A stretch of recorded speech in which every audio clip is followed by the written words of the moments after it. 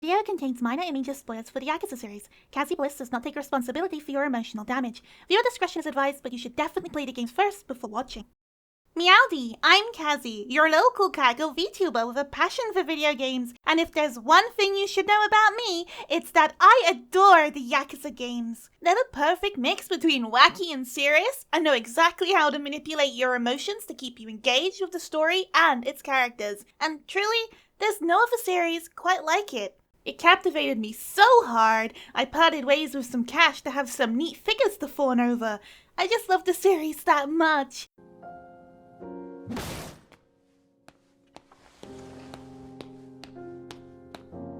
Anyway, you know the drill. I will rank them from S for Stamina X would sponsor them for being so goddamn near perfect, all the way down to D for Date-san would give up on you without a second thought. And you know what does need a second thought? My size. I'm a little too big for this. Let me just... There we go. Now, what's a better way than to start with the absolute GOAT? YAKUZA 0, undisputed S tier. 0 is this series' prequel, but it sets up amazing context for the rest of the games and gives you a much better understanding of how the famous Kazuma Kiryu and Goro Majima became the legendary YAKUZA they are in the later games. It's a wonderful mix of serious storytelling, wacky minigames, and sub-stories, all of which the YAKUZA series became famous for. I don't even want to go into how much time I've lost on the pocket racing in Kamurocho or the cabaret club in Sotenbori. If they turned them into mobile games, you'd never find me doing anything else. They're seriously addicting, as were the disco and the karaoke. It makes me sad that they never brought back the disco, because as frustrating as it was on the sub-story questline, I'm a complete sucker for anything rhythm game related, so I look back on it fondly. In terms of combat, the intense brawling mechanics and how you could constantly switch them up to suit your needs made the gameplay crazy enjoyable. There was nothing more fun than whacking a goon around the head with a bicycle as Kiryu or breakdancing your way to victory with Majima. And with the amount of times Kuze kept coming back, it felt good to beat him up in different ways.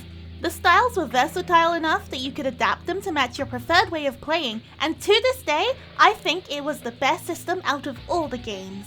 0 truly sets the scene for the entire franchise, and I will never recover from the ending as the first video game ever to make me cry.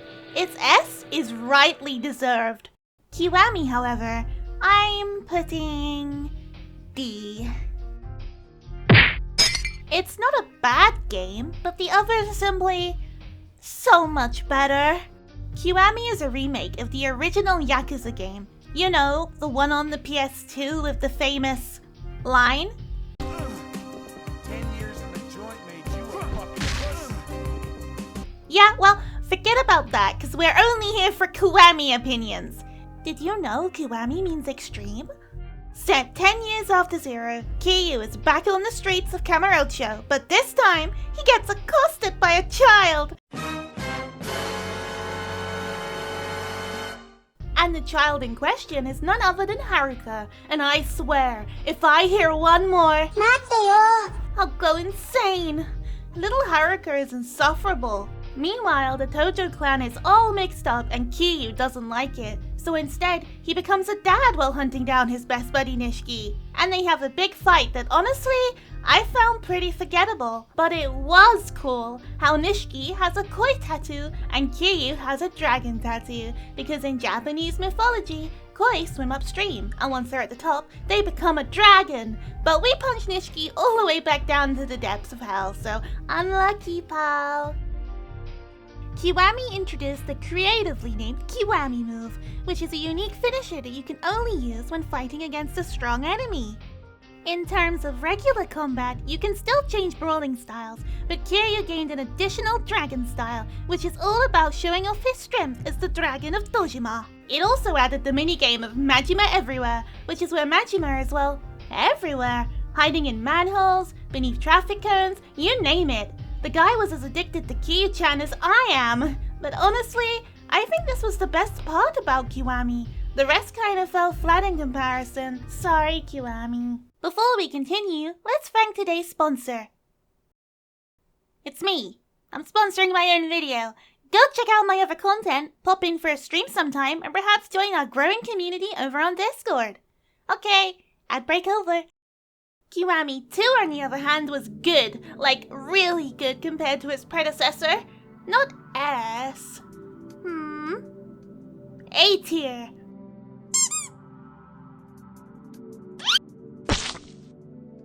Kiwami 2 is, you guessed it, a remake of Yakuza 2 and is set a year after Kiwami. The story is really gripping this time around as Kiryu struggles to navigate the issues between the Tojo clan and the Omi alliance. He does this by seeking out Ryuji Goda, the dragon of Kansai, to whip some sense into him as the main antagonist of the game. Along the way, he meets Kaoru Sayama, a police detective investigating the Yakuza, or as I like to call her, Cop-chan.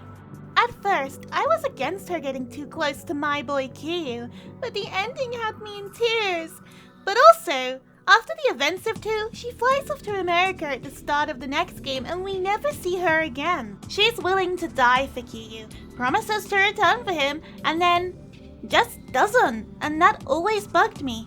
Apparently, it was so that the devs could focus more on Haruka in the future games, rather than a love story with Kiryu, which, I mean, fair, but come on, Cop-chan, step up! But hands down, Kiwami 2 certainly has one of the better plots with a whole bunch of twists and turns that cements it as an A-tier game. Kiwami 2 also introduced the Dragon Engine, so on a potato PC like mine at the time, it didn't run very well, but a mod fixed it right up. However, the engine added a bunch of cool things like crazy ragdolling and suit physics. It was such a joy to watch the enemies bounce around like jello. It also brought back the Cabaret Club minigame, but with Kiryu as the host this time. And you know it, you love it. Many hours were lost once again in making sure these cuties succeeded in their business. Time well spent, I'd say. They also added the Clan Creator minigame, which gave us a true bop that goes like...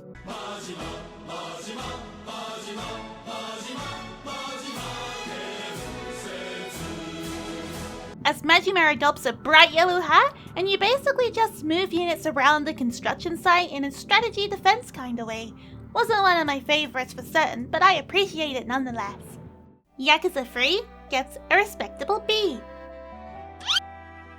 I really enjoyed the story of 3, but I can admit it's not mind-blowing, and as it's an older game with older graphics, it has a fair amount of jank, but it didn't stop me from enjoying it. We start the game this time around in Okinawa. Kiryu has become a full-time dad to about a bajillion kids at the Morning Glory Orphanage. He's having a nice, peaceful time away from the Yakuza lifestyle we all know and love, because Haruka exists. Probably. But this is a Yakuza game, and that lifestyle came back knocking as Kiryu has to work to protect his kids. I really enjoyed this aspect of the game, to be honest. The quiet slice of life start to the game was refreshing. It displayed Kiryu in a new relaxed light, but it did stretch on for a little too long, and I found myself hungry for action in no time. The combat system is simplified and less refined. It feels like the variation in heat actions is also smaller and has less versatility overall. The minigames also felt a bit blah during this game with the addition of golf, and did I mention how much I hate mahjong? Well, I do. A lot. Karaoke was great though. But the hostess minigame wasn't as enjoyable as 002, so I hardly bothered with it. I'm going to slap Yakuza 4 in D because I was dreaming from how quickly this game sent me to sleep. I'm not kidding, I actually dozed off once or twice during the playthrough, which is never a good sign.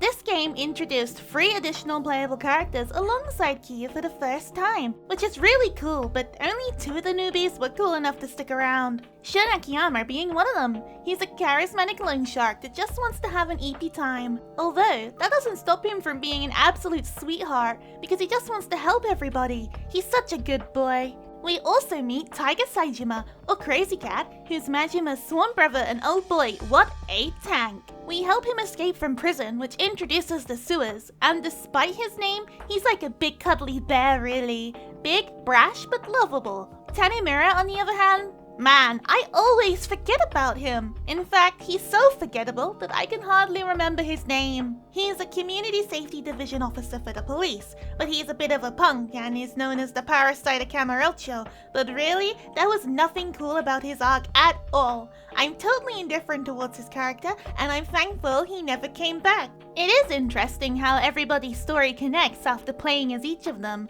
but it was especially cool when they all rocked up to the Millennium Tower in their suits ready to kick butt in the finale. But it took way too long to get to our main man Kiryu. The devs were definitely trying something new here with this pile of fresh out the packet characters, but the whole thing just felt a little messy to me. Still, I can appreciate the angle they were serving, but ultimately, defo my least favorite game so far. Yakuza 5, however, really steps it up from the last game, and that's why we stamp it in B.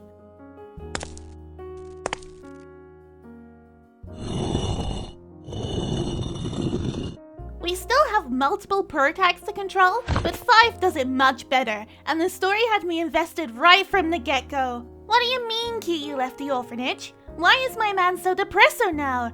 Justice for Kiryu's dream of a simple life. Anyway, our pro-tags this time around are Kiryu, Akiyama, Saejima, Haruka, and a new character called Tatsuo Shinada. Did we not learn from 4? He's a hunky former baseball player turned journalist who has some major plot point involvement near the end game, but he suffered the same fate as Kopkun. I just didn't care enough about him, and then he faded out into the abyss to join Tanimura. Haruka, however, is surprisingly one of my favorite story arcs. Wait, it's not surprising. I love Japanese idol culture on a superficial level, and I really enjoyed watching her blossom in that regard. But the dancing minigames and handshake events were also incredibly fun for me. On the flip side, a major problem I had with Yakuza 5 was the amount of thugs that would accost you at every single street corner. It almost felt as though you had to sneak around the city just to progress even a smidge of the story. But the final fight was great, and the sequence that followed after is what got me, because I'd been waiting the entire game for Kiryu to just go to his daughter, since Haruka's agent Mireille Park had been keeping Kiryu away from her and all his kids at the orphanage. Kinda unreasonable. But Haruka gives a heartfelt speech in dedication to her papa that pulled at my heartstrings. She decides that she doesn't want to be an idol anymore if it means she can't be with her family. And they finally reunite during the after credits scene, and I cried. Not Yakuza 0 crying, but still, it was enough to feel like 5 mugs. I really liked Yakuza 5, but I might be a bit biased considering all the idol stuff. Blame anime. Oh boy, Haruka, what have you done? Is that a baby on your box art? Yeah, that's right. Kiryu's just collecting kids at this point. Still, great game. Great game! Slap this on A for sure. Yakuza 6 opens instantly following the events of 5's ending, and while Kiryu is in a hospital bed bleeding out, he gets arrested. When he gets out of the joint 3 years later, Haruka's gone AWOL because she leaves the darn orphanage, just straight up walks out on like 8 or so kids and absconds because she believes it'll be safer for them. Remind you of someone? Yeah, she's doing the same thing Kiryu did at the start of the last game, but she doesn't tell Kiryu, so he returns home to discover no one has heard from her at all during the last year. Eventually, Kiryu finds her in hospital, but with a baby. Haruka went missing and had a literal baby, but now she's in a coma after getting hit by Truck-kun and failed to isekai. We have no idea who the father of baby Haruto is, so Kiryu goes off to figure it out, and that leads us to the new zone of Onomichi. But on a serious note, I really love this game and how there's tons of emotional moments sprinkled throughout. Not to mention the mystery of trying to guess who the dad is alongside Kiryu like a little detective team, while Kiryu is still battling the regular Yakuza turmoils he always does between the Tojo and the Hiroshima Yakuza. One of my favorite scenes is where the hideout is being attacked and they're all just throwing Haruto between each other like he's a rugby ball, and the little thing is enjoying it. That's the kind of Yakuza craziness I live for. The ending, however, left me an emotional wreck. I sobbed harder than any game before it at the thought of Kiryu dying. And since Like a Dragon was next, I actually thought he was going to die since Ichiban steps into the spotlight. So there I was, final scene, tucked up in a blanket at 2 AM trying not to weep in case I woke up my parents, but I couldn't help myself. It was ugly crying.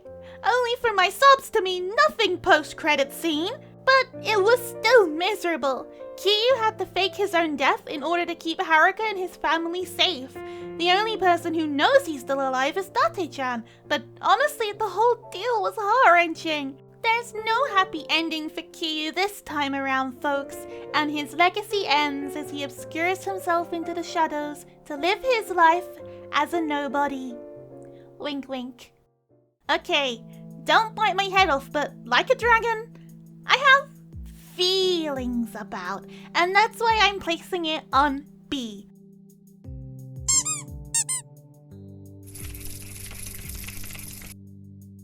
I was heavily resistant to this game. As a pure Kiyu fangirl, I didn't want a new hero. I didn't want to care about Ichiban Kasuga, so I did my very best not to. I will admit, it was unfair of me to judge Ichiban straight off the bat like that, because he's actually a very good guy. But after going through 6 games with Kiyu as the poster boy, it was a struggle to accept that this was the future of the games. The combat changing was also uncomfortable. I loved the brawling system from the past games, and to suddenly switch that up to turn-based RPG combat was jarring. But it fit with Ichiban's style well, considering half of the stuff he sees in battle is just his imagination running wild as a hero. The story this time around follows Kasuga Ichiban after he goes to jail for a crime he didn't commit. Then he gets out, ruins his hair, and discovers that his former YAKUZA family have betrayed him. So much so, they shoot him and he ends up in the trash. Literally, where we meet Namba. I love Namba, he's my favorite. He's just a dude with a bunch of pigeons and also contributes to the pun of Namba Ichiban, or number 1. And as Ichiban progresses through the story, Adachi and Saiko join the party. With them, Ichiban struggles through the new zone of Yokohama as he tries to nail down what it means to be a hero, as well as his own personal meanings of friendship and loyalty. It shows his growth from a naive Yakuza who blindly trusted his family into a leader who cares deeply for his friends and his future. But even with all that, I didn't find this game's story as compelling as some of the previous titles, and when combined with the RPG combat style that takes a little getting used to, I don't want to rank Like a Dragon too highly. The new minigames, however, were great! I particularly enjoyed the vocational school. It was always so fun to go and test our trivia for a dopamine reward after a long day of battling. And speaking of, Like a Dragon has some of my favorite fights in it, so it's not all bad news here. There was nothing cooler than the crew walking up and hearing Majima laughing as we tried to hide a bunch of bodies. Oh man, it was awesome! No? At this point, I thought we were far removed from them, and then Saitama shows up too, and the boys mean business. It instilled a level of fear and rivalry in me that I wasn't prepared for. But the cherry on the top was when Kiyu showed up. That's right, he's not dead. He's just been doing stuff on the side, which we'll get into next game, but honestly, this fight gave me some kind of closure. Not only was it cinematically awesome, but it was effectively Kiyu entrusting Ichiban with his legacy, one dragon to another, and I can live with that. I can now move on and put my full trust in Ichiban too. But not before we spend some more quality time with the former dragon of Dojima. Gaiden was probably the game I was most hyped for in 2023, but then it didn't entirely live up to my expectations, so we slap it on C.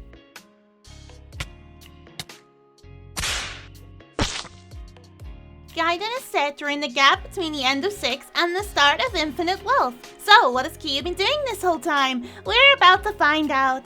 Well, he becomes a monk, very creatively renaming himself as Joryu. It's technically a spin-off game, but I highly think it should be played after Like a Dragon because it's still plot relevant. Honestly, Gaiden is straight up depressing. Kiyu can't be Kiyu, and yet nobody believes he's dead.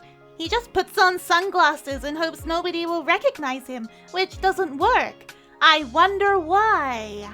The Daidoji have him on a tight leash and are strangling him with it at the same time. But that's not good enough, because Kiyu quickly becomes involved once again with factions such as the Omi Alliance and the Tojo clan, which propels him into the events of infinite wealth. At least the combat returned to the brawling style rather than RPG style, which was great. But there was always this one place where you would get absolutely hustled by a gang of thugs without fail, which gave me mad Yakuza 5 flashbacks. Gaiden also introduced characters such as Akame, who hooks Kyu up with most of his jobs during the whole game, but she failed to grab my attention in any real meaningful way. The story was lacking in places, and I felt like they focused more on the combat than anything else. This doesn't mean the game didn't tug on my heartstrings though. The devs are really good at reducing me to a watery wreck. Before the final scene, Kyu is shown a video as a reward from the Daidoji for his good work, which pictures his kids from the Morning Glory orphanage all grown up at his grave to give him a message, updating him on their lives now, and it breaks him. I've never seen Kyu cry like that. It was painful to watch, but it made the game totally worth it and makes me crave a happy ending for Kyu even more. But that will have to wait because bang! S! This game became my new favorite in the series after thinking nothing could ever replace Yakuza 0 on the pedestal, but this game knocked it out of the ballpark. Infinite Wealth follows Ichiban once again as he takes a trip to Hawaii to search for his lost mother and teams up with Kyu, who's got a new hairstyle and a really awesome black shirt. Which had me wondering, why the heck is Kyu looking so thin? Only for that to be explained later on in the story, and I was stoked I noticed it.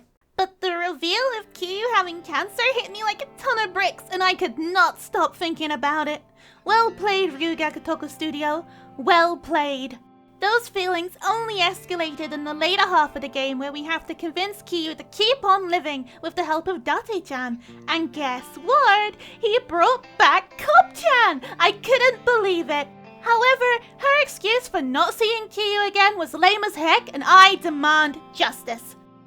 Back in Hawaii, we have the main cast from Like a Dragon tagging along, but we also get some really cool new characters to join the party as well. Such as Shitose Fujinomiya, who robs us blind at the start of the game and leaves us naked on a beach. But hey, she's cute, so we can forgive her, I think. And her character song is freaking 10 out of 10. We also gain Eric Tomizawa, who I think is a good stand-in for Namba visually, and while he starts out a little sleazy, he ends up being a good boy beneath it all. The combat returns to turn-based, but that's just the Ichiban special. But with the addition of Kyu, it introduced a brawler mode which mixed the old style of gameplay with the new style. But I still prefer the OG combat system of the initial Yakuza games. The mini-games, as per usual, were pretty awesome. Karaoke is always amazing. The vocational school came back, which gets a massive thumbs up for me, but it also added some new games such as Crazy Delivery, where you have to cycle around delivering food, but it's actually insane. Just look!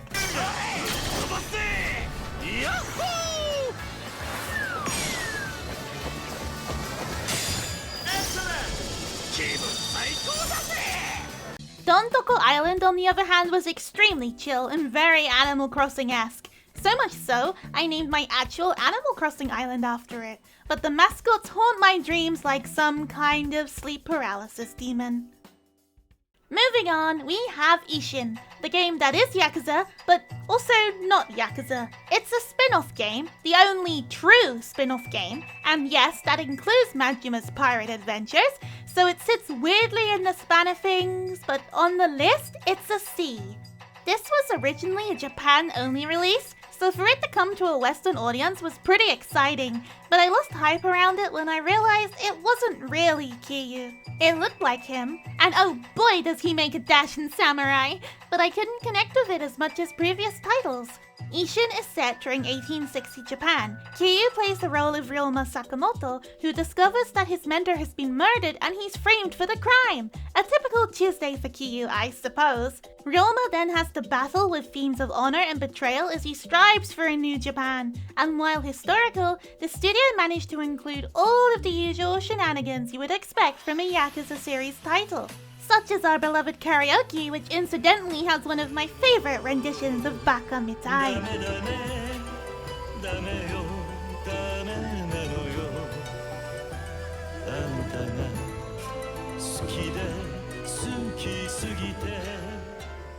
However, the shogi and mahjong games are too big brain for me, and most of the other minigames are various Asian board games I simply don't understand or lack the determination to learn. Also, that one farming sim with Haruka where you can awkwardly grow veggies and cook them up to repay her debt exists. I usually love farming sims, but this was not for me. But it could serve as a great respite for people who just want a break from the constant dueling and seriousness of the main story. However, the chicken racing, dancing, and courtesan minigames were much more up my street than the rest, but still couldn't save the game for me. Honestly, I hate to say it, but you could completely skip this game and lose nothing. I don't know what I expected from a spin-off, but when you compare it to Gaiden, it really has no relevance other than portraying a historical story. There's nothing wrong with it, it just wasn't my cup of tea, and that's fine. It was still a fun game at the end of the day. I simply struggled to connect with the characters on an emotional level for the entirety of the game, and that's why it slides down the list a little for me. Speaking of the list, time to do a little switcheroo in places for my true, honest opinion. D and C can stay the same, but for B, Like a Dragon should be in first place, and Yakuza 3 should be last place, leaving 5 bang in the middle. For A, we just swapped them around, so 6 is first, and we do the same for S, since Infinite Wealth is my newest favorite Yakuza game, and that concludes my Yakuza tier list. If you made it this far, you're an absolute dragon yourself, and I'd love to hear in the comments what you agree with and what you think I'm straight up wrong about. While all of these games have good sides and bad sides to them, I treasure them all dearly, and I can't wait to see what they cook up next after Pirate Yakuza in Hawaii, but I can feel it's gonna be a good one. Wait, are you still here? This is a bit awkward. I don't really know how to close this out, sir. Meow, meow, meow.